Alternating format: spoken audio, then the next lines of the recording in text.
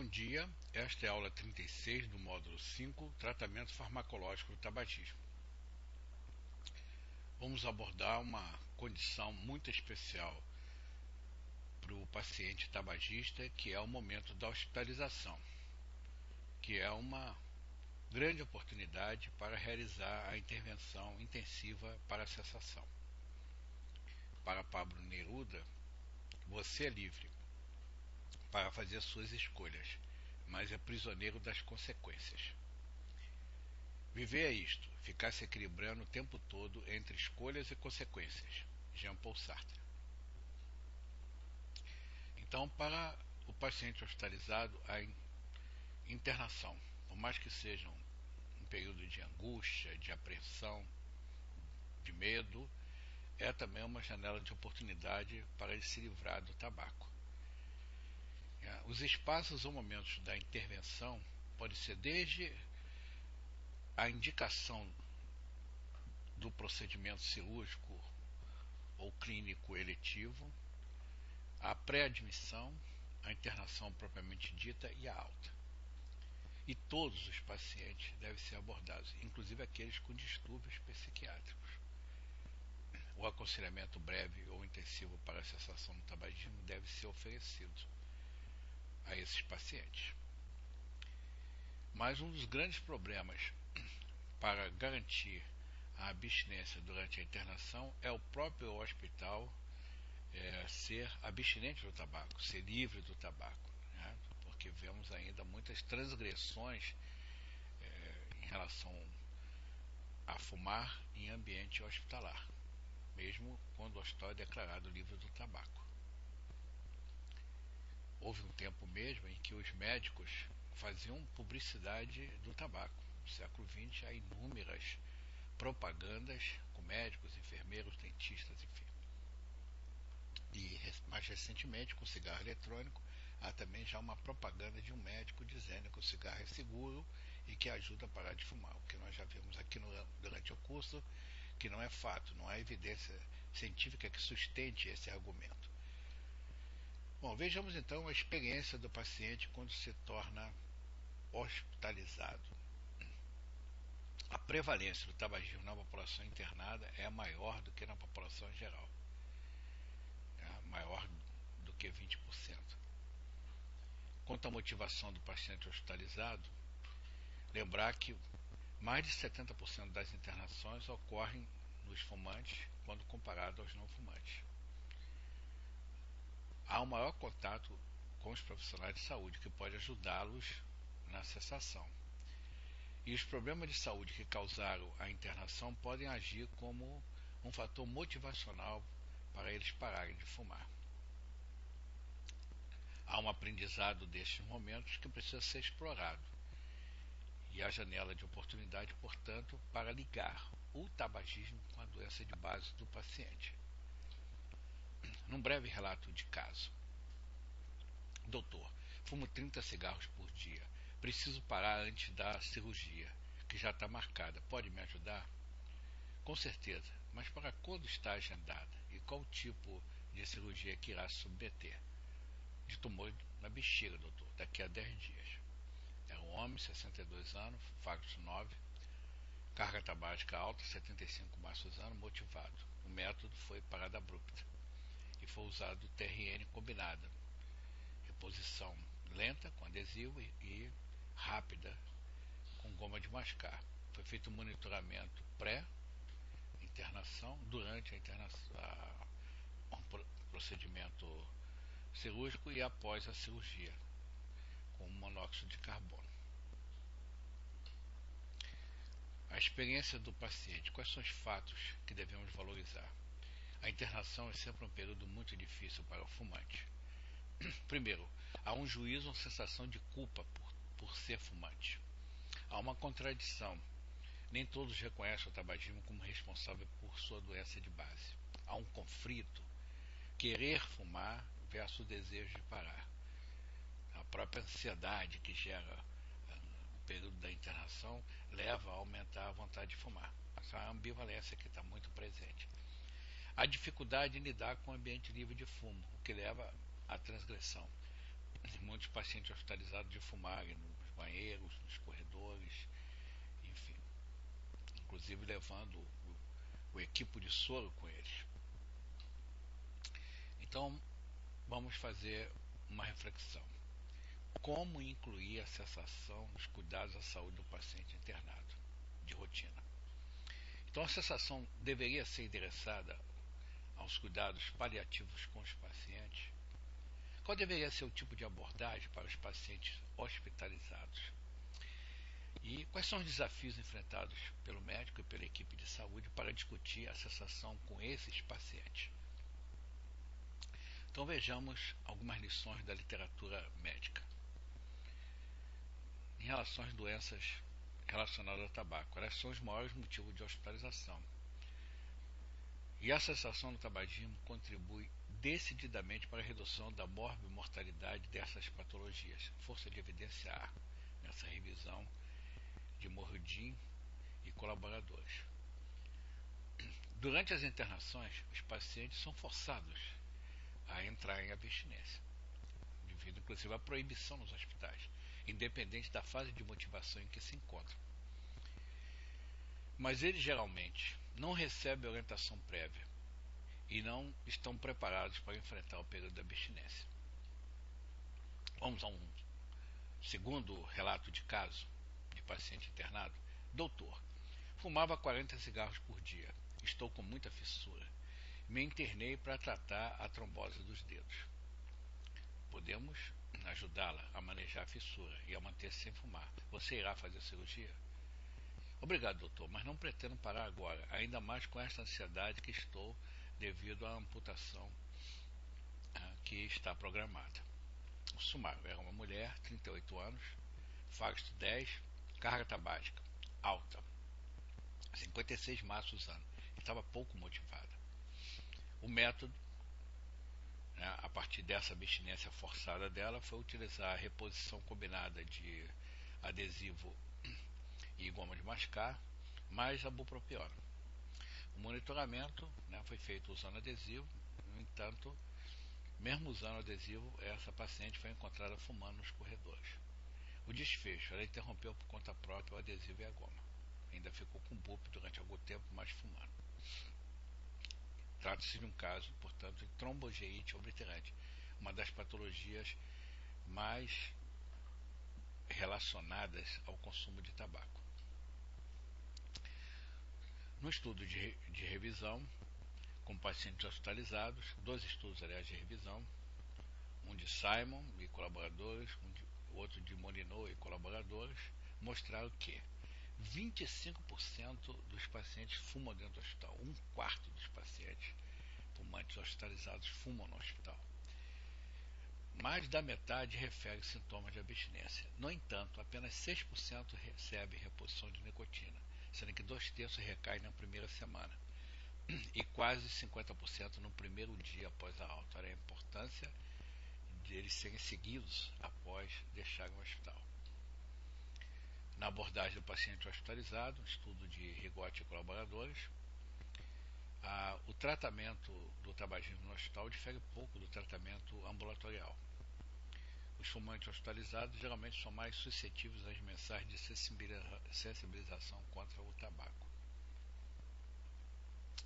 Ainda em 2 estudos de Rigotti e colaboradores, a intervenção hospitalar com duração maior que 15 minutos, associado ao suporte ambulatorial com duração superior a 1 mês, aumentou as taxas de cessação do tabagismo em cerca de 80%, com força de evidência A. A intervenção por enfermeiras durante a internação, seguida de follow-up por período entre 4 e 8 semanas após alta, em geral por telefone, também aumentou a taxa de cessação, força de evidência A. Portanto, foram abordagens que tiveram sucesso e que podem ser reproduzidas nos nossos hospitais. Ainda em estudos de outros pesquisadores, em relação à abordagem do paciente hospitalizado, em relação à combinação do aconselhamento comportamental ao adesivo de nicotina 6 a 12 semanas após a alta hospitalar, aumentou a taxa de cessação, quando comparado ao aconselhamento isolado durante a internação. E a terapia de reposição de nicotina mostrou-se segura para uso em cardiopatas estáveis. Numa meta-análise com mais de 50 ensaios clínicos, conduzida por Rigotti e colaboradores na revisão Cochrane de 2012, mostrou que as intervenções comportamentais intensivas que começaram durante a internação e incluíram pelo menos um mês de contato de apoio após a alta promoveram a cessação entre os pacientes hospitalizados. E não houve evidência quanto ao efeito de intervenções de menor intensidade ou com duração mais curta para esses pacientes. Nesta mesma meta-análise, a combinação de reposição de nicotina e aconselhamento intensivo aumentou de modo significativo as taxas de cessação versus aconselhamento solitário. E não houve evidência suficiente para concluir que a adição de bupropiona ou varinicrina ao aconselhamento intensivo aumentasse a taxa de cessação em relação ao que já era conseguido através do aconselhamento solitário. Portanto, a reposição de nicotina mais aconselhamento comportamental de forma intensiva mostram melhores resultados.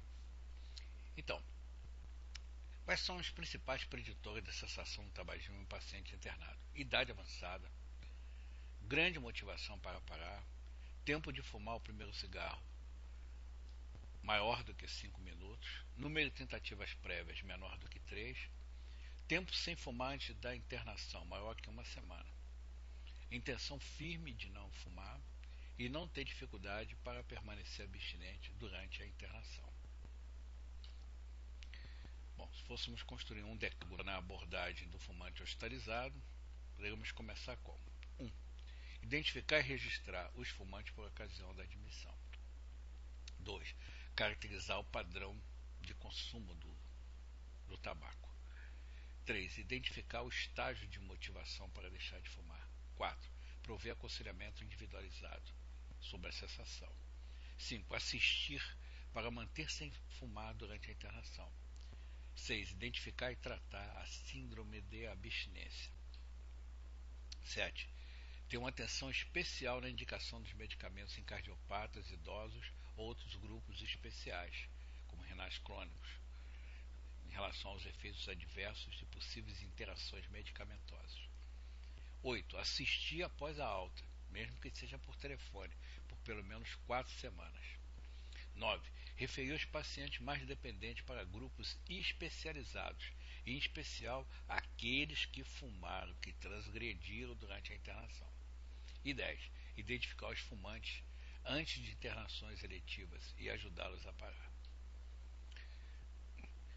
Algumas generalidades que apontam os estudos sobre cessação no tabagismo em pacientes hospitalizados são: uma delas, os pacientes com pneumopatias ou cardiopatias têm maiores taxas de sucesso. Por quê? É bem mais provável que esses pacientes liguem o tabagismo com a sua doença de base, que os médicos sejam mais suscetíveis a oferecer aconselhamento intensivo. E os altos relatos desses pacientes são extremamente precisos.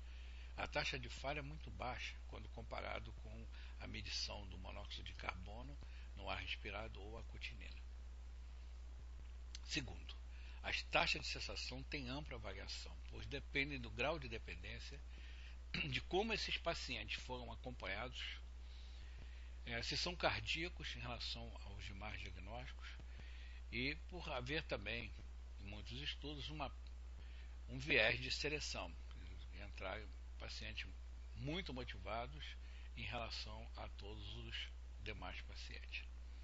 Idealmente, portanto, a necessidade de usar a reposição de nicotina para determinar o sucesso da intervenção.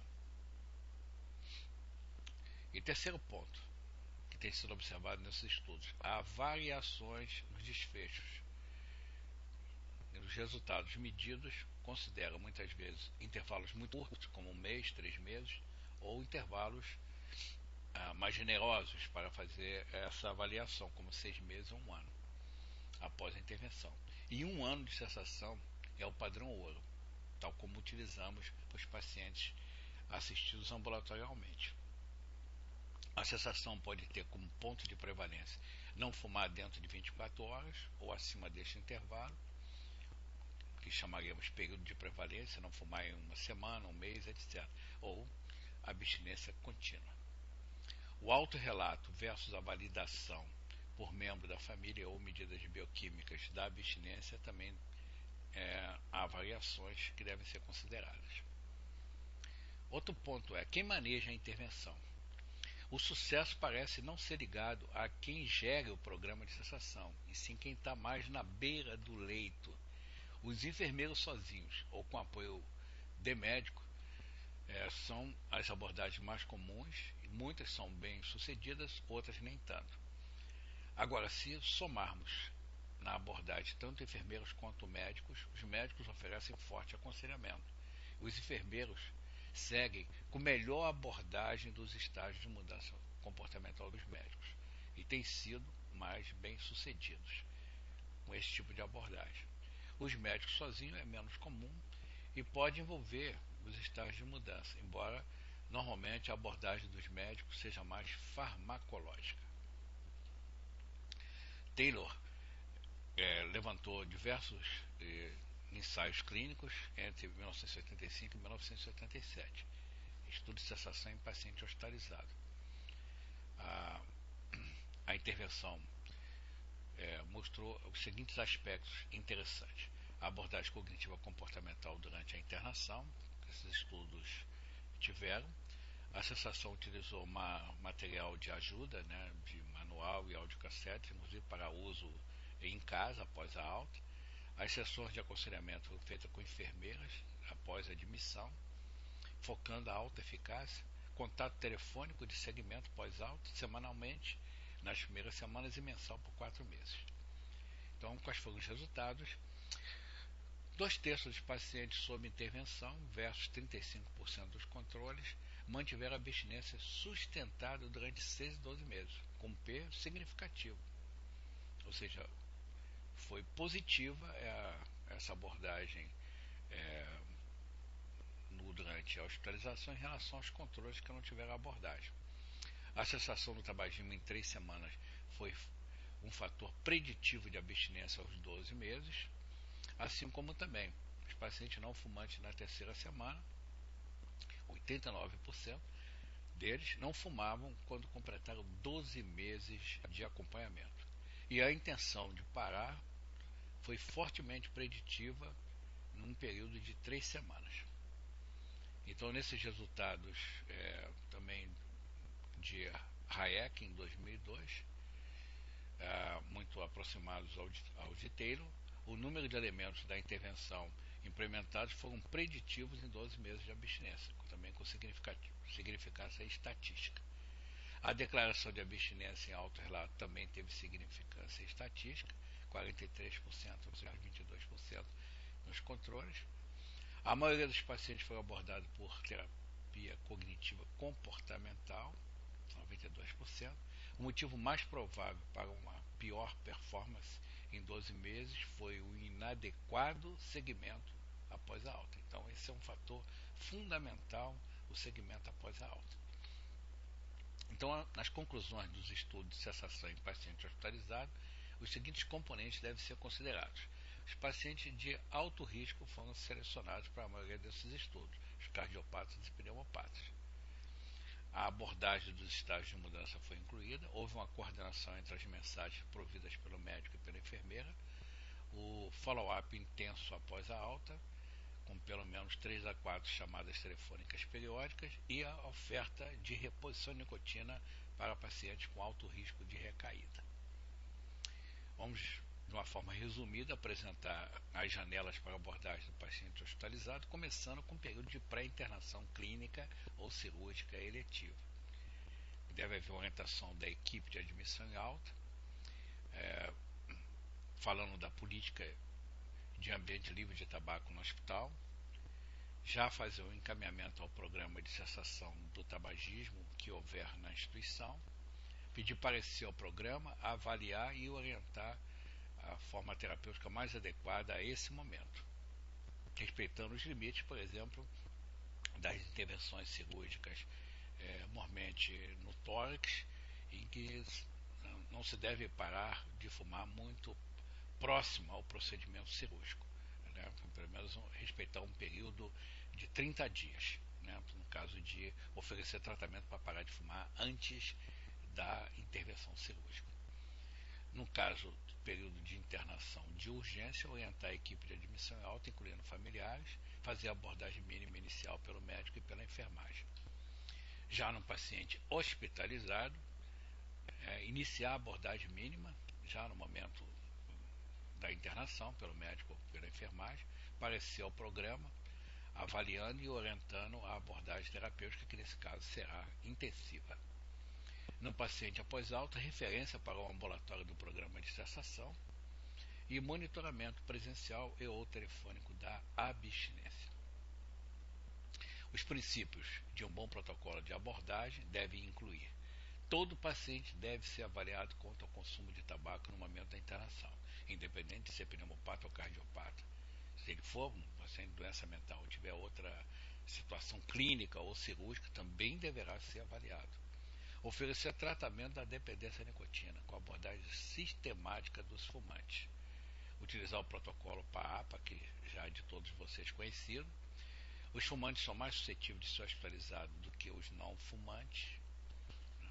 A oportunidade para motivar e ajudar os fumantes a deixarem de fumar ou a manterem a abstinência é fundamental que tenha esse engajamento da equipe de profissionais de saúde que atuam a nível hospitalar.